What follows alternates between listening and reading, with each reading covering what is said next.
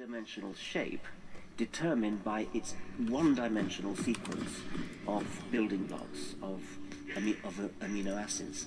But still, these are questions which biologists need to talk about. Could you imagine an alternative biochemistry which is different from ours? In fact, there was some at our meeting. People were trying to build genetic sequences with 6 sets of base pairs instead of 3. That's right. I mean, you could certainly imagine a different kind of genetic code. And before the genetic code was established as a triplet code, no less than the great Francis Crick played around with alternative genetic codes. Indeed, he found one that looked much more intelligently designed than the one we actually have. But maybe it doesn't have to be a triplet code. Maybe you could have more than 4 bases, 4 letters of the alphabet. And these are all interesting questions which are at the moment unsolved. One of the things that hit me, and I'll go out on a limb, although not that much of a limb perhaps, during our meeting, as you pointed out, biology comes from chemistry. And we were discussing processes that are getting closer and closer to the origin of life. We had a geologist here from ASU talking about some remarkable fact that in extreme environments, as could have existed in the early Earth, right now it takes energy to build up complex biomolecules. And so it seems, how could you imagine building up something like RNA or its precursor? But in fact, under extreme conditions, you can show the reactions go the other way, that in fact it's endothermically favorable for large molecules to be built up. But when I started to see what people who were trying to develop alternative sequences were doing, it seemed to me more and more, I would be very surprised personally if in fact life could be any different than it is.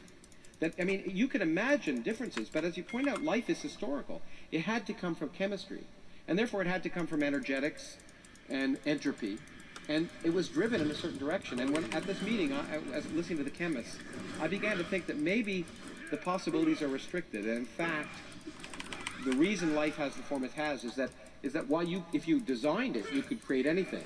If you allow it to happen naturally by chemical processes, it will always be driven in the same direction. It will always be driven to the same 4 base pairs. And so it'd be interesting to me, but I'd bet that if we discover life elsewhere, it's going to have exactly the same properties. Huh. I wouldn't bet on that. I would bet that it's going to have a genetics. The genetics will be digital. It won't. I don't know whether it has to be one-dimensional, like DNA and RNA are. I could imagine a 2-dimensional matrix as being a decodable information store. I don't think it could be 3-dimensional because you can't read out from a 3-dimensional object so easily. Well, we're doing that in physics, but yeah, eventually you could. Eventually you could, maybe. I don't know whether it would be multicellular, and one of the remarkable things about life as we know it is that we are made of trillions of cells, and every one of them has a complete set of all the genes in it. That's not obvious to me that life's got to have that.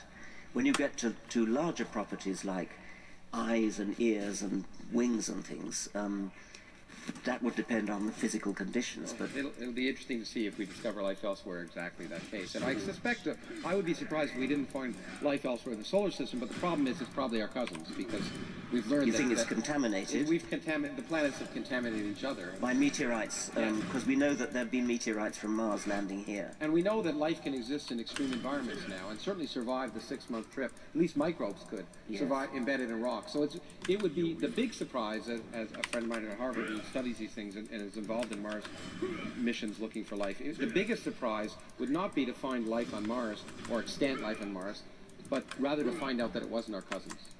And so it'll be interesting to see what happens in that regard. Well, Paul Davies, of course, would like to find a completely alien form of life right here. Because if we could find 2 geneses, then it would indicate that life is not so rare. That would be just wonderful. It's sort of the principle of looking for your keys under the lamppost, because that's where the light is rather than... Well, exactly. Now, but this leads to a question which may allow us to segue to another area, which is, when we'll find out, I hope, whether life is unique, Einstein asked a question in the case of physics, which I suppose you could ask in the case of biology. He phrased it poorly, because did God have a choice? Yeah. He said, did God have a choice in the creation of the universe? And by that he didn't mean God. He meant, is there just one set of laws of physics? And if you twiddle one knob, will the whole thing fall apart? But I think it's an interesting question also in the case of biology, and we'll find out. Is there one? Did God have a choice in the creation of life in that sense? Is there one? We've talked about that. If you've come down heavily on one extreme, which is that there is no choice, and I came down on a slightly less extreme. But going to the physics question and the idea that the physical constants, whatever it is, half a dozen or so numbers, which physicists can't explain at the moment, but just simply accept as physical constants. If you twiddle those knobs, and you get would you get a different kind of universe? Would you get no universe at all? Is there only one way for a universe to be? I mean, what's your view? Well, I think that is, in fact, I think the central question of physics, and sometimes the thing that drives me, and I suspect many of my colleagues who do particle physics or cosmology, the question is, I grew up, I became a scientist because I wanted to understand why the universe is the way it is, not why it should often be different. And therefore, the suspicion, and the way science has worked for 400 years, is that, since Newton at least, and Galileo probably before that, is that in fact, in order to understand what we see, there are unique sets of physical laws, and we would hope that we might ultimately understand the set of physical laws that explained everything, and that there would be a theory of everything. That was a hope, and it's still a hope in some sense. But in fact, it is looking more and more to many people, to many physicists, like that hope may be misplaced, that in fact, the laws of physics may be an environmental accident, and physics would become, God forbid, environmental science. Because, and the reason is this one discovery, which is really the reason I wrote the new book in some sense, the most inexplicable discovery in the last century, the fact that empty space has energy. That if you take a region of space, get rid of all the particles and all the radiation, everything, that space weighs something. There's nothing there, but it has energy. And it's changed everything about the future of the universe and the present, and maybe we'll talk about it. But it is something that is so inexplicable that physicists have latched on a possible solution, which is very unpalatable to many of us, but may be true. Why does empty space have the energy it does? We don't have any idea. In fact, it flies in the face of all fundamental calculations we can perform. If we perform fundamental calculations, we predict a number that's 120 orders of magnitude wrong. It's the worst prediction in all of physics, so we never used to talk about it. But in fact, there may be another explanation, and that is if the energy of empty space were much bigger. If you put energy in empty space, it's gravitationally repulsive. It blows, it doesn't suck. Okay? And that means that it's causing the current expansion of the universe to speed up, which is unprecedented, was almost unbelievable. But that means, well, and we'll talk about what it means for the future, but if the energy were much greater, then the universe would have started speeding up much earlier. And in fact, it would have started speeding up before galaxies formed. And that gravitational repulsion would have caused matter to move apart before it could collapse into galaxies. And that means there'd be no galaxies. But if there are no galaxies, there'd be no stars. If there are no stars, there'd be no planets. If there are no planets, there'd be no astronomers. And so the universe is the way it is because astronomers are here to measure it, is the argument. And it sounds funny, but it's actually maybe true. It's something called the anthropic principle, but if it's true, it means this fundamental constant in nature is an accident. And there may be many universes in which that number is different. But in those universes, there aren't people around or beings around, perhaps, to ask the question. So it addresses, in one of the fundamental aspects of the question, why is there something rather than nothing, is, if there were nothing, we wouldn't be here to ask the question. I've always been very attracted by the anthropic principle. I think it's elegant and neat. I know physicists hate it, but I think you probably, in order to make it explanatory, give it explanatory power, you do need to postulate lots of universes, don't you? You need to postulate universes, but you need to postulate more than just that. First of all, the anthropic principle, one of the things, it's often been proposed in physics, always when there's something inexplicable. And historically, at least, throughout the last century, there have been a number of times in the evolution of stars it looked like the parameters of physics had to be fine-tuned so you could make carbon. and get, you know, beyond helium, and it looked like, well, you know, that has to be fine-tuned, and maybe it's anthropic. Maybe it's just a number that if it were any different, we wouldn't be here. But every time that's happened, we've actually come up with a fundamental theory that explains it.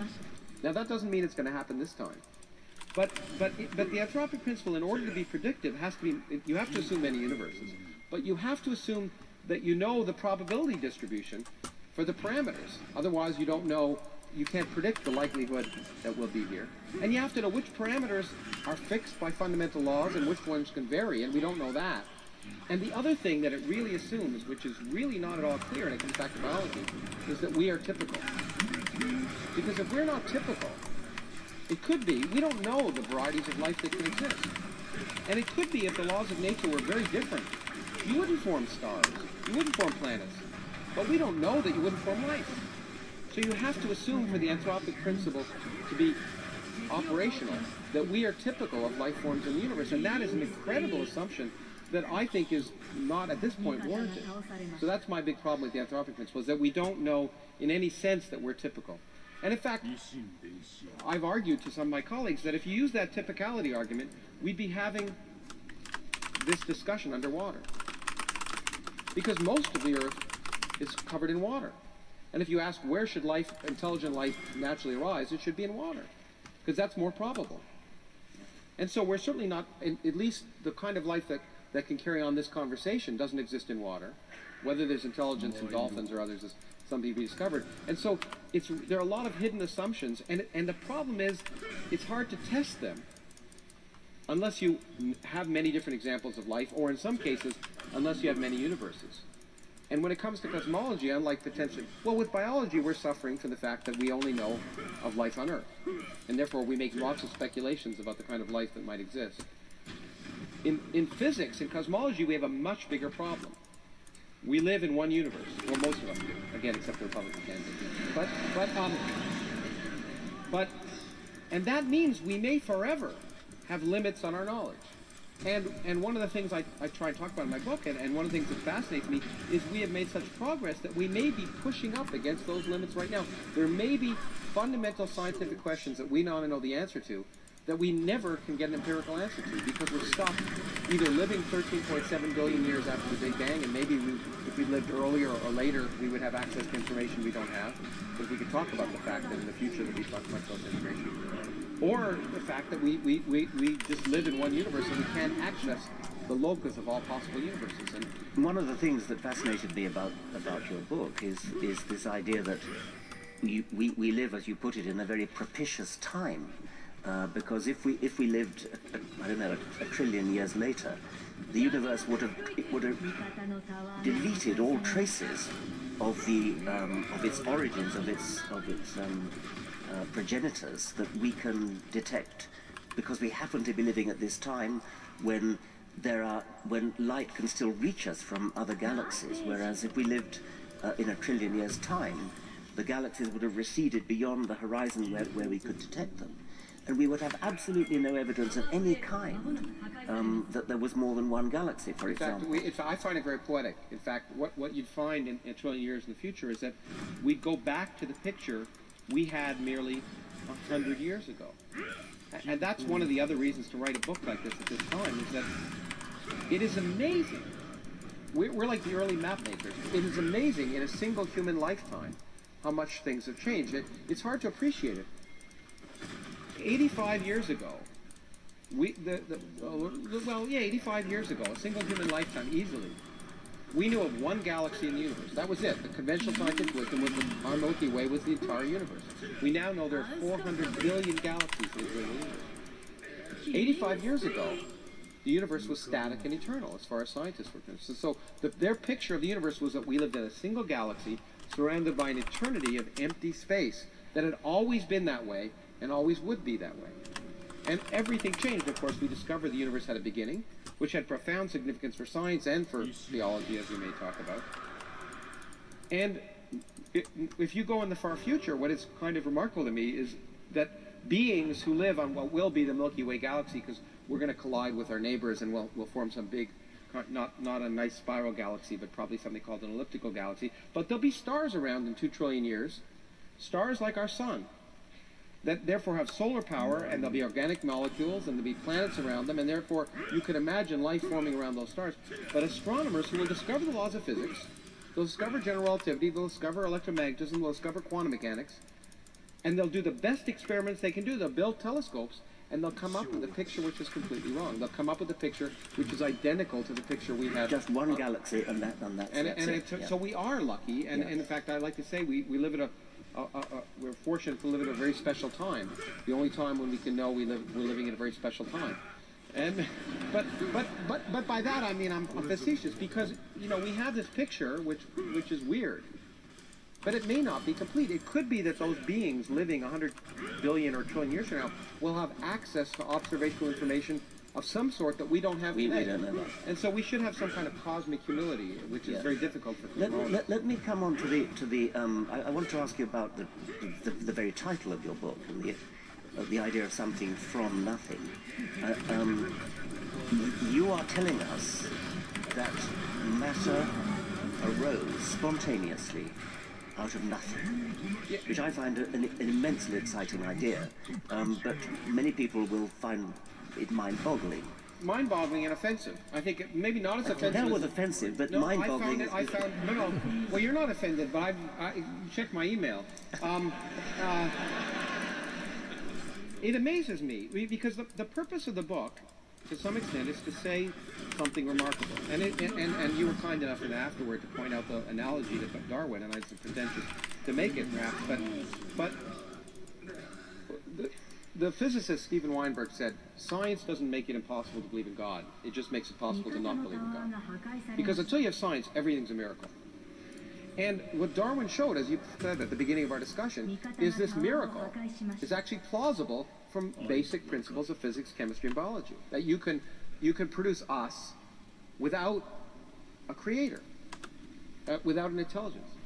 And what we've learned is remarkably this question, which is, in the sense of cosmology, in my mind, the last bastion of those people who feel there must be a creator, is the fact that it is plausible, based on everything we now know, that a universe could come from nothing. Now, that doesn't mean it did come from nothing any more than Darwin's argument implied that life absolutely originated by chemistry. We don't know that yet. Similarly, we can't prove that the universe arose from nothing, but the discoveries in physics and cosmology have led us to realize that it's increasingly plausible, and I find that remarkable and worth celebrating. And one of the examples of that, and there's a number, but maybe some of them are too much for us to talk about tonight, is this remarkable fact that nothing is unstable, that empty space is unstable. The laws of quantum mechanics, combined with gravity, will tell you that if you have empty space there, and you wait long enough, particles will be created. And if you wait long enough, empty space will always produce a universe full of matter. And it's not a scam.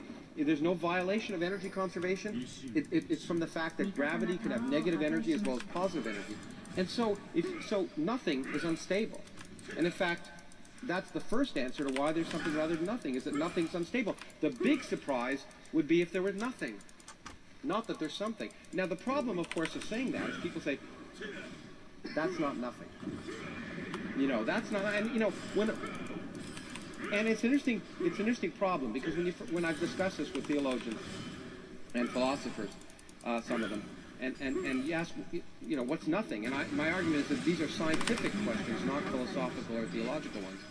And I think the nothing that Aristotle would have had, or St. Thomas Aquinas, or any of the people who first asked why is there something rather than nothing, that nothing would have been an eternal empty void, namely empty space.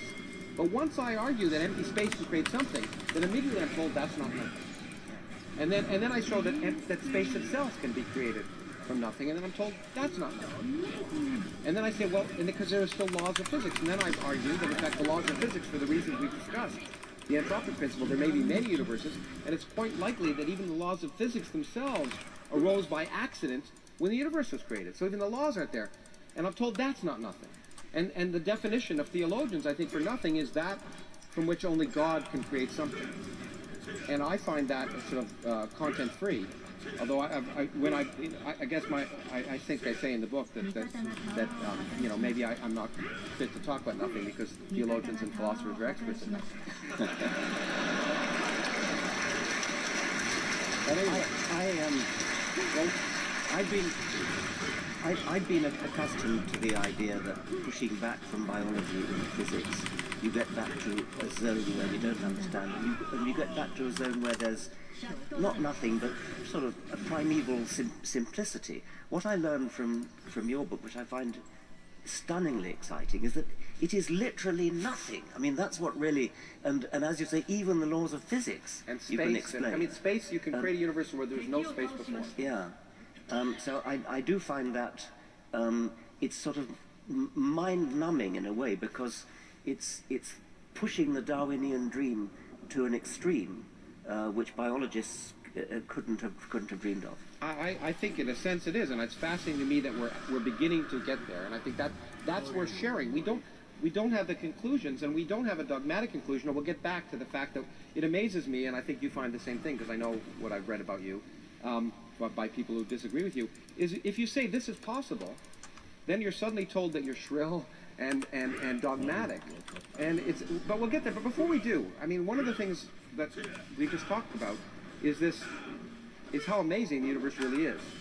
And I want to turn back to you. We talked about my book, but you just wrote a book called The Magic of Reality, which is ostensibly supposed to be for children. I wanted, if you could talk about why you wrote it and why you think it's important. Well, any scientific book that's important is worth writing for children, because they're the future, and as is often said, the sort of natural born scientists in any case. So I'd always wanted to write a children's book, but actually I like to think that it's readable. It's understandable by adults as well.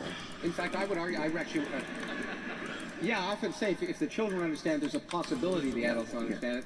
But in fact, I wrote a blurb for the back of the book, and I really think, actually, while it is, in principle, called a children's book, it actually addresses the very questions that not just children, but adults ask. The kind, maybe you can, through the questions. I haven't attempted to answer these very profound questions we've been talking about, which belong in the field of modern physics, 20th century, 21st century physics. I haven't tackled that at all. The physics that's in The Magic of Reality it's 19th century physics. But most people don't know 19th century that's physics. Right. I think it's I mean, I don't want to do a disservice to people, because you can get along in life apparently without knowing it, but to be able to deal with those basic concepts without being patronizing, and I think the book isn't patronizing, I think it makes it accessible and of interest to adults. I mean, it's questions like why do we have winter and summer? Why do we have night and day? I mean, even though easy questions like why do we have winter and summer? It's amazing how many people think the reason we have winter is that's when the Earth is furthest away from the sun. I was going to ask the question. Oh, you were okay. No, it's all right. We've already given it up. But okay. But I mean, I haven't. It's just if there are any Australians present, they would. They would know the difference. Yeah. In fact, studies have been shown, if you ask that question, the majority of people will say in summer the Earth is closer to the sun than in winter. Well, as an Australian would say, Northern Hemisphere chauvinism. Yeah, exactly. Yeah. It's the tilt of the Earth, and it's described there. But when you were writing with kids in mind, did it change the way you wrote compared to when you were writing? I think just a bit of restriction of vocabulary. I like to when writing for adults, use the full vocabulary at my disposal, and I think it's fun to we have a beautiful instrument in the English language, and I think we should use it to the full. But when writing for children, I would tend to avoid using words that too many words that need to be looked up in the dictionary. I mean, there's no harm in looking words up in a dictionary, and we should all do it from time to time, but you don't have to look up too many. So that's really the only restriction. That was the only restriction. Otherwise, so. You Yes. didn't find your writing style had to change at all. Don't think so. No, no. Yeah, I didn't notice it when I read the book, and I was wondering if there was any conscious thought in your mind. Now, this allows us to segue to something which we would be remiss if we did not discuss, which is religion, and science and religion in some sense. I would suggest that one of the reasons that it's really important to teach kids about science is that they're often that they're brainwashed from a young age with other ideas. Do you want to talk about that a little bit? Maybe the fact that... Yes, I mean, I think that is absolutely true. And when we talked about this astronomer who thinks the world is 6,000 years old, and one knows of many other people who think that, I mean, that is so ludicrous. That's got to be due to childhood indoctrination. There's no other, I think, reasonable explanation. And I think it is a tragic abuse of childhood. I know it's abuse of children, because that has other connotations, but abuse of childhood to fill a child's mind, to fill a child's mind with what are now known to be falsehoods, just because they have some kind of historic origin. Before we get to that, I want to touch on whether science is incompatible with religion in your view, and why, and I'll talk about my opinion in that regard too. But one of the things that you've set out, well, we both enjoy teaching science, and we want to, and one of my goals and your goals is to help people understand science. But I think it's fair to say that one of your purposes in doing that is to destroy religion, is it not? Well, I love truth. I love scientific truth, and in my own field of biology, ever since Darwin, we've got a very, very long way towards understanding it. And I'm now learning that in your field, we're coming stunningly close to understanding everything.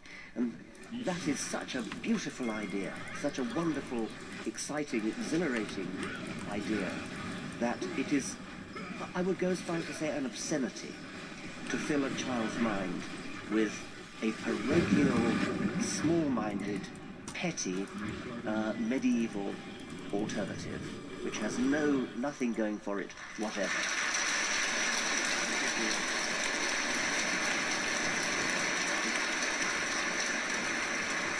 It sounds like we're teaching to the converted, but I bet in the question period we'll find what was that quote from Stephen Weinberg that you just... Science doesn't make it impossible to believe in God, it just makes it possible to not believe. Yeah, I think that's too weak. In the following sense, that it doesn't just make God redundant, it doesn't just give God nothing to do, which it certainly does. I mean, biology, ever since Darwin, has left God nothing to do. And it now sounds as though physics is doing the same thing. But a God who has nothing to do is still a complex, improbable entity of exactly the kind that we spent our lives explaining.